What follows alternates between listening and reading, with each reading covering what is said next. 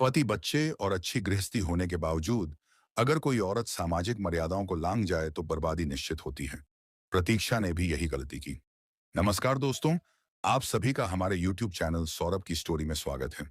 आज हम एक ऐसी सच्ची घटना के बारे में बात करने वाले हैं जो आपको अंदर से हिलाकर रख देगी। मैं आपका होस्ट सौरभ कुमार मिश्र हूं। चलिए शुरू करते हैं। अगर आप हमारे चैनल पर नए आए हैं तो कृपया चैनल को सब्सक्राइब करें और घंटी के आइकन को दबाएं ताकि आप हमारी रोजाना की सच्ची घटनाओं को सुन सकें। यशवंत की जगह कोई दूसरा होता तो सुहाग रात को ही प्रतीक्षा की कामेच्छाओं के वेग को समझ जाता। लेकिन यशवंत को इस बात का एहसास तक नहीं हुआ। पत्नी की खूबसूरती ने उसे कुछ भी सोचने समझने का मौका ही नहीं दिया। दिमाग कुंद हो गया था उसका। सुहाग रात को यशवंत कमरे में पहुंचा तो प्रतीक्षा पलंग पर लेटी थी। उसकी आहट पाते ही उसने सिर उठाकर दरवाजे की ओर देखा। पति को आया देख वह उठकर बैठ गई और साड़ी के पल्लू को घूंघट बनाकर मुंह ढक लिया। मिलन की उमंगों से भरा यशवंत अपनी दुल्हन प्रतीक्षा के पास जा बैठा।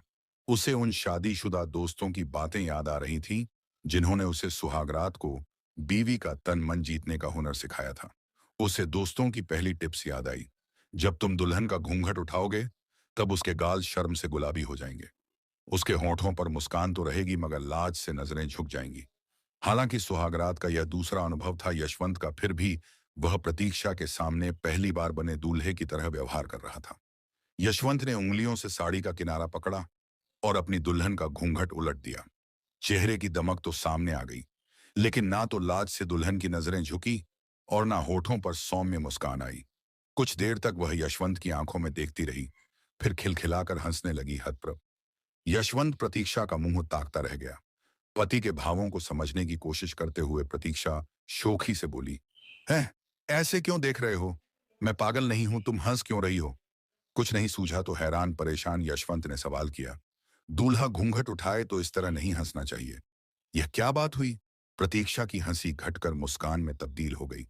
सुहागरात को दुल्हन पति के लिए निर्वस्त्र हो सकती है मगर हंस नहीं सकती। मैं हंसती तो कौन सा पाप हो गया? पाप तो नहीं हुआ। यशवंत ने धीमे से मुंह खोला, लेकिन दुल्हने इस तरह नहीं हंसा खर्रा। मैं पुराने जमाने की नहीं, 21वीं सदी की दुल्हन हूं। प्रतीक्षा का लहजा बेबाक था। मैं जानती हूं कि तुम मेरे पास क्यों आए हो। मैं जानती हूं कि तुम मेरे साथ क्या क्या करने वाले हो। मेरे माता पिता जी जानते हैं कि आज की रात दूल्हा दुल्हन कैसे खेलेंगे। तुम्हारे घर वालों ने तुम्हें मेरे पास खेलने के लिए ही भेजा है। सब जानते हैं कि आज क्या होगा, फिर मैं क्यों लाज का आडंबर करूं?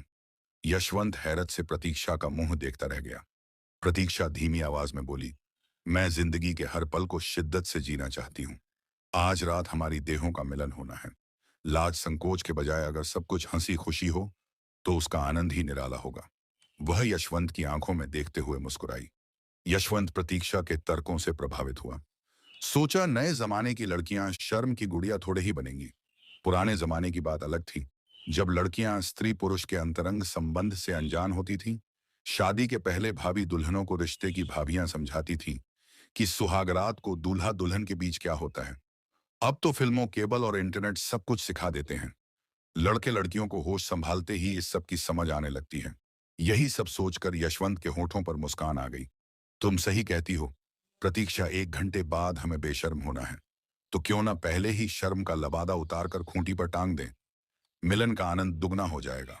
तो फिर दूर क्यों हो, करीब आओ। प्रतीक्षा ने मुस्कुराकर बाहें फैला दी। यशवंत सारी बातें भूलकर प्रतीक्षा की बाहों में समा गया। 40 वर्षीय प्रतीक्षा फतेहपुर जनपद के दुर्गा कॉलोनी हरिहरगंज की रहने वाली थी। उसकी मां का नाम कमला और पिता का नाम चंद्रभान था। चंद्रभान विकास भवन में चतुर्थ श्रेणी कर्मचारी थे। प्रतीक्षा के अलावा उनकी कोई संतान नहीं थी। प्रतीक्षा मां बाप की इकलौती संतान थी, इसलिए ना तो उसके कहीं घूमने पर पाबंदी थी और ना ही उसे किसी चीज के लिए तरसना पड़ता था। फरमाइश करते ही मनचाही चीज हाजिर हो जाती थी। संभवतः परिवार में मिली आजादी का ही नतीजा था कि प्रतीक्षा जीवन के हर पल को खुलकर और मस्ती से जीने की आदी हो गई थी। माँ बाप भी प्रतीक्षा के खुलकर मस्ती से जीने के अंदाज को जानते थे। इसलिए जब वह जवान हुई तब उन्हें डर सताने लगा कि कहीं प्रतीक्षा जवानी को भी खुलकर एंजॉय ना करने लगे। यह अलग बात थी कि प्रतीक्षा ने ना किसी से प्रेमिल संबंध बनाया, ना किसी को अपने यौवन का अनमोल तोहफा दिया। उसने अपना कौमार्य पति की अमानत समझकर सहेजे रखा। हाँ, उसकी यह तमन्ना जरूर थी कि शादी के बाद का जीवन वह खुलकर मस्ती से जिएगी और इसकी शुरुआत वह सुहागरात से ही कर देगी। क्रांतिकारी विचारधारा की पुत्री को माता पिता अधिक दिनों तक घर में बैठाए रखने के पक्ष में नहीं थे। जवानी का क्या भरोसा, कब बहक जाए। लेकिन सोचने भर से सब काम नहीं हो जाते। प्रतीक्षा के लिए कई रिश्ते देखे गए, लेकिन बात नहीं बनी। शायद समय और किस्मत को कुछ और ही मंजूर था। बीतते समय के साथ प्रतीक्षा की उम्र बढ़ती जा रही थी, लेकिन कहीं भी उसका रिश्ता नहीं हो पा रहा था। ऐसे में उसके माँ बाप को चिंता सताने लगी। जवान बेटी को अधिक दिनों तक घर में नहीं बैठाया जा सकता। लोग तरह तरह की बातें बनाने लगते हैं। फतेहपुर के थाना हुसैनगंज क्षेत्र के गांव चांदपुर में भवानी शंकर सिंह रहते थे। वह एक स्कूल में अध्यापक थे। इसके साथ ही खेतीबाड़ी का काम भी करते थे। परिवार में पत्नी शिवरानी देवी और 3 बेटे थे। कालिका, रविंद्र और यशवंत बेटे जवान हो गए तो उन्होंने अपनी जमीन जायदाद का बराबर बराबर बंटवारा कर दिया। बड़े बेटे कालिका का विवाह करने के बाद 1994 में भवानी शंकर दुनिया से चल बसे। रविंद्र शिक्षा पूरी करने के बाद सरकारी स्कूल में अध्यापक हो गया।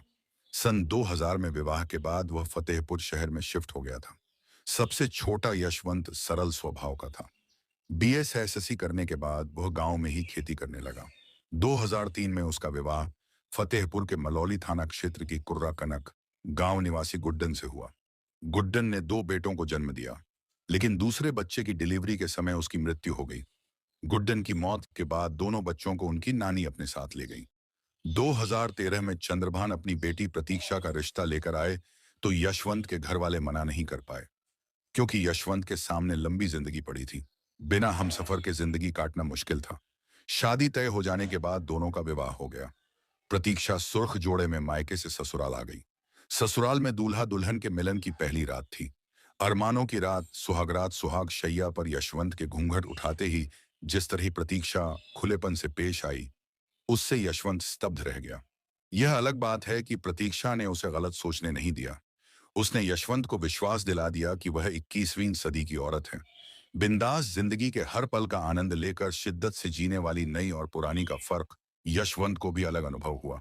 पहली पत्नी गुड्डन पुराने ढर्रे पर चलने वाली ठेठ पारिवारिक युवती थी। उसके साथ यशवंत ने वही अनुभव किया था जो वह सोच रहा था। लेकिन प्रतीक्षा के साथ उसे एक अलग ही अनुभव मिला। जो युवती पहली रात को खुलकर खेल सकती थी, वह आगामी रातों में क्या गजब करेगी, कहना मुश्किल था। यही सोचकर शशवंत के मन में संदेह का कीड़ा कुलबुलाने लगा। वह सोचने लगा कि प्रतीक्षा शायद ऐसा अनुभव मायके से लेकर आई है। यशवंत ने उसे कटघरे में खड़ा भी किया, मगर उसका जवाब था कि वह जीवन के हर पल को आनंद से जीने की आदी है। खुलापन उसके जीने का अंदाज है, चरित्रहीनता का प्रमाण नहीं। यशवंत उस समय तो चुप रहा, पर प्रतीक्षा की तरफ से उसका मन साफ नहीं हुआ। यशवंत ने किसी तरह प्रतीक्षा के मायके से जानकारी जुटाई, तो उस पर उंगली उठाने लायक कोई बात पता नहीं चली।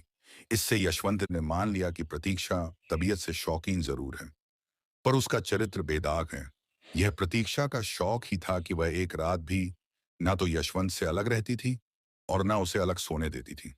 फलस्वरूप प्रतीक्षा ने 5 वर्ष पूर्व एक पुत्र को जन्म दिया, जिसका नाम यथेंद्र रखा गया। उसके कुछ बड़ा होने पर दोनों ने उसे अच्छे स्कूल में पढ़ाने के लिए उसके नाना के घर भेज दिया।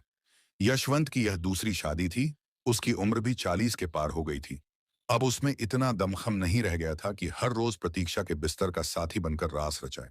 दूसरी ओर प्रतीक्षा को काफी देर से पुरुष सुख मिलना शुरू हुआ था। बढ़ती उम्र के साथ उसकी काम इच्छाएं भी बढ़ गई थी। रात को यशवंत जब उसके पास नहीं आता तो वह झंझुला जाती। इस बात को लेकर दोनों में काफी बहस भी होती। प्रतीक्षा जिस तरह सुहागरात में यशवंत पर हावी हुई थी, उसी तरह समय के साथ साथ उसकी जिंदगी पर भी हावी होती चली गई। उसके गलत व्यवहार के कारण ही यशवंत के भाई और परिवार उन दोनों से दूर हो गए थे। वे लोग उनसे किसी तरह का संबंध नहीं रखते थे। यशवंत कभी कभी चोरी छिपे अपने भाइयों से बात कर लेता था। दूसरी ओर प्रतीक्षा ने शादी से पहले तक अपने यौवन को किसी के हवाले नहीं किया था। अब वह पति की बेरुखी के चलते अपने यौवन के खजाने को दूसरों पर लुटाने को आमादा थी। यशवंत के ठंडेपन के चलते वह अपनी मर्यादा की सीमा को भी लांघने को तैयार थी, लेकिन इसके लिए उसे उपयुक्त साथी की जरूरत थी। नवंबर 2018 में यशवंत के बड़े भाई कालिका की मृत्यु हो गई। उसकी 13वीं में खाना बनाने के लिए एक व्यक्ति से बात की गई। पैसा वगैरह तय हो जाने के बाद उसे खाना बनाने का काम दे दिया गया। खाना बनाने के लिए आए कारीगरों में 30 वर्षीय संग्राम सिंह भी था। संग्राम सिंह फतेहपुर के थाना मलवा के गांव नसीरपुर बेलवारा निवासी कुंवर बहादुर सिंह का बेटा था, जो अविवाहित था। खाना बनाने के दौरान संग्राम प्रतीक्षा के संपर्क में आया। प्रतीक्षा ने कुंवर एक खूबसूरत जवान संग्राम को देखा तो वह उसे मन भाग गया। कभी कोई सामान देने तो कभी खाना कैसे बनाना है को लेकर प्रतीक्षा उसे अपने पास बुलाती और रिझाने की कोशिश करती।